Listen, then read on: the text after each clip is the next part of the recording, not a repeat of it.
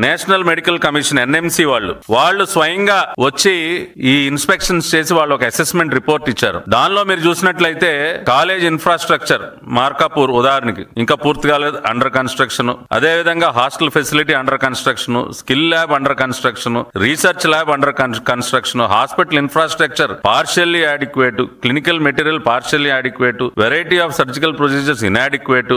ఈ రకంగా national medical commission వారి అసెస్మెంట్ రిపోర్ట్ పూర్తి అసంతృప్తి వారు వ్యక్తం చేసినటువంటి రిపోర్ట్ నివేదిక. దీనిని కాదనగలరా?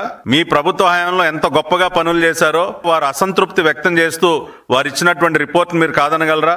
ఆఖరికి పులివెందుల్లో కూడా డెఫిషియన్సీ ఆఫ్ టీచింగ్ ఫ్యాకల్టీ ఎంత పర్సెంటేజ్ డెఫిషియెంట్ అండి? దాదాపుగా 47.5% డెఫిషియన్సీ ఆఫ్ టీచింగ్ ఫ్యాకల్టీ. ఇంకా కూడా ఎక్కడ కూడా మీరు ఆ వ్యవస్థను ఏర్పాటు చేయాలి. Deficiency of tutor, residents and డెమాన్స్ట్రేటర్స్ 36.92% Pulivendula. ఇంకేదో అయిపోయింది. అసలు ఇంకా టీచింగ్ ఫ్యాకల్టీకి సంబంధించి, డెమాన్స్ట్రేటర్స్, ట్యూటర్ సంబంధించి, కాలేజ్ ఇన్ఫ్రాస్ట్రక్చర్ సంబంధించి, హాస్టల్ ఫెసిలిటీస్, ల్యాబ్స్, రకరకాలుగా అనేక పారామీటర్స్ లో నేషనల్ మెడికల్ కమిషన్ వాళ్ళు తీవ్ర అసంతృప్తి వ్యక్తం చేశారు. పాడేరు, మార్కాపూర్, పులివెందుల, ఆదోని, మదనపల్లి ఇవన్నీ కూడా వారు విజిట్ చేసి వారు ఇచ్చినటువంటి రిపోర్ట్. మరి ఈ పరిస్థితుల్లో మీరు ఏం ఘనకార్యం సాధించారండి? మీరు ఏం పూర్తి చేశారు? ఇవాళ మీరు మాట్లాడుతూ ఉన్నారు.